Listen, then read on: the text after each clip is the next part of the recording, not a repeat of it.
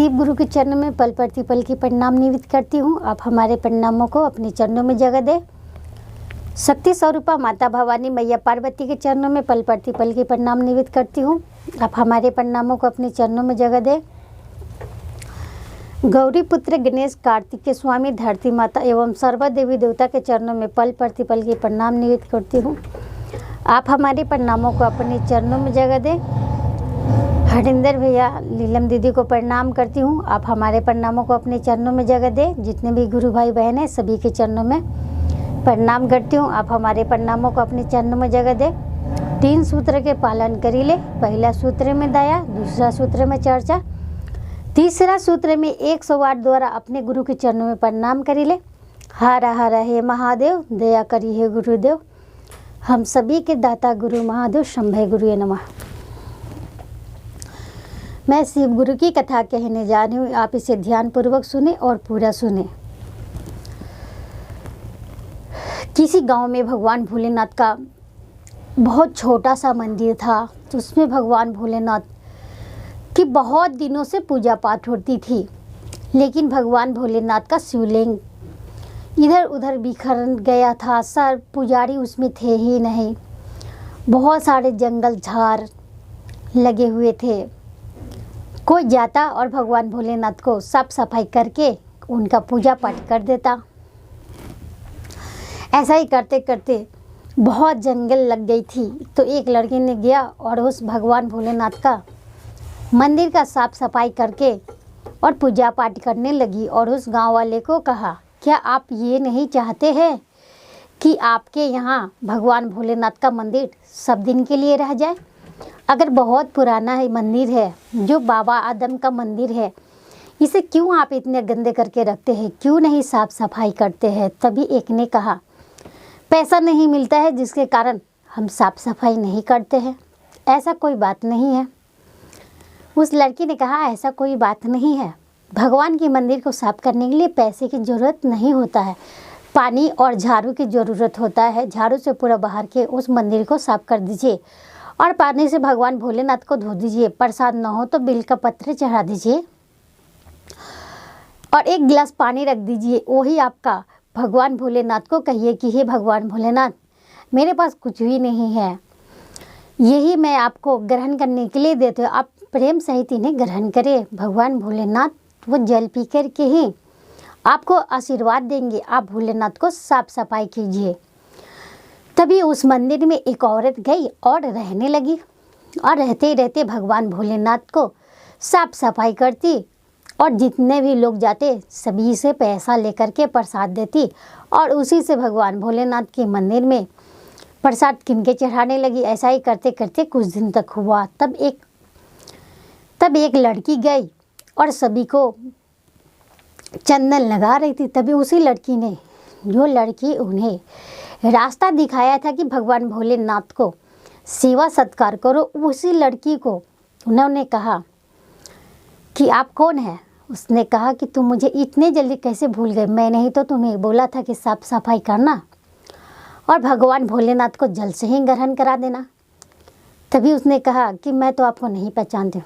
तो उन्होंने कहा, कोई बात नहीं, नहीं पहचानते, पर मुझे एक चंदन लगा दो। उन्हें चंदन लगा दिया, पर लेप के चंदन लगा दिया। सभी को अच्छी तरह से चंदन लगाई और उन्हें लेप कर लगा दी। इस पर वो बहुत गुस्सा हो गई और बोलने लगी कि कैसी है, सभी को अच्छी तरह चंदन लगा दी और मुझे कैसे तुमने लगा दिया? क्या मैंने तुम्हें बोला चंदन लगाने के लिए तो सोच समझ के लगाना चाहिए। तो हंसने लगी और कहने लगी, हाँ सभी को तो लगा दी है, आपको भी तो लगा ही दी हूँ ना। इस पर उसकी आवाज़ घमंडी की तरह होने लगी। यह देख करके वो लड़की वहाँ से चली गई और भगवान भोलेनाथ से कही कि हे भगवान भोलेनाथ, इसे बुद्धि दे दीजिए। कैसी है, मैंने इसको बोला चंदन लगाने के लिए, इसने तो मुझे लेप के ही लगा दी। और भगवान से बोल करके वो लड़की वहाँ से चली गई। तभी भगवान ने उस औरत को सपन में कहा, तुमने उसका अपमान क्यों किया? मेरी मंदिर और मेरी पूजन का विधि उसने ही तुम्हें बताया था, फिर तुमने उसके साथ ऐसा क्यों किया? तुम्हें घमंडी हो गया क्या? उसने कहा कि जब पैसा हो जाता है तो घमंडी हो ही जाती है। उसे मैंने नहीं पहचाना। तभी भगवान भोलेनाथ कहते हैं कि इंसान के पास कितने भी पैसे हो जाए उससे वो बहुत बड़ा इंसान नहीं हो जाता है। बड़ा इंसान वो होता है जो सभी के दुख सुख में साथ देता है, जो सभी को एक बराबर देखता है, चाहे इंसान हो या भगवान हो, उसको ही सबसे बड़ा और पैसे वाला और महान माना जाता है। यह बात सपने में देख करके वो औरत आश्चर्य में पड़ गई और कहने लगी, पता नहीं कि सही में मैंने गलती कर दिया क्या। ऐसा ही कर करके वो सोचने लगी। फिर सबको आती और उसे चंदन लगाती, पैसा लेती, ऐसा ही करने लगी। करते करते एक दिन की बात थी, महाशिवरात्रि का दिन था। सभी कोई दीपक जलाने लगा और दीपक जलाते जलाते वह रह करके वहाँ से चली जाती। एक दिन वो लड़की भी गई और भगवान भोलेनाथ का पूजन कर ली और दीपक जला ली और चुपचाप वहाँ से निकल गई। खुद भगवान के चरणों का ही जो चंदन था वो अपने सर में लगा ली खुद से लेकर के और वहाँ से चली गई। उसको ये भी ना बोली कि मुझे तुम चंदन लगा दो, और वहाँ से चली गई। तभी उसने कहा, सुनिए, क्या आपको चंदन नहीं लगाना है? उस लड़की ने कहा, नहीं, मैंने भगवान भोलेनाथ के चरणों से ही लगा लिया है, मुझे कोई आवश्यकता नहीं तुम्हारे चंदन लगाने की, मुझे जाने दो, मैं क्यों रुकूं। इतना कह करके वो चलने लगी। चलते चलते कुछ दूर पर गई और वो औरत भी उसके पीछा करते करते उसके साथ गई और कहा, आप रुक जाइए। तो उनसे कहा, मैं नहीं रुकूंगी, मुझे लेट हो रहा है, मुझे घर जा कर के भगवान भोलेनाथ का दीपक भी जलाना है और पूजा भी करना है, उनकी भोग भी लगाना है, मुझे जाने दो। तभी उसने कहा कि मुझे माफ़ कर दीजिए, बहुत बड़ी गलती हो गई। उस दिन मैंने आपका चंदन लिप करके लगा दी थी, इसलिए भगवान भोलेनाथ ने मुझे सपनों में दर्शन दे दिए और कहने लगे कि उस लड़की का अपमान कर दिया है। तो मैंने कहा कि मैंने उन्हें नहीं पहचाना और उस लड़की के चरणों में गिर करके वो माफ़ी मांगने। लड़की ने कहा कि ऐसा कोई बात नहीं है, आप उठ जाइए। उन्होंने कहा कि भगवान भोलेनाथ से ही माफ़ी मांग लीजिएगा। भगवान भोलेनाथ दया करते हैं और माफ़ भी करते हैं। वो भगवान जी है, वो सभी पे दया उतना ही बरसाते हैं जितने हम पे और आप पे, कोई बात नहीं है।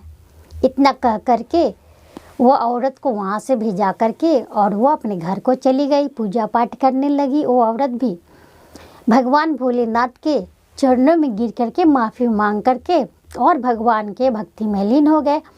अब जो भी कोई आते और जिस तरह से वो लड़की कह के गई थी उसी तरह से करते और भगवान भोलेनाथ का पूजा पाठ करती और सभी को कहती, भगवान भोलेनाथ बहुत ही दयालु है, वो बहुत दया करते हैं, उसने हम पे भी दया किए, आप पर भी दया किए, सभी पे दया किए। हर हर हे महादेव, दया करिए गुरुदेव, हम सभी के दाता गुरु महादेव शंभे गुरु नमः।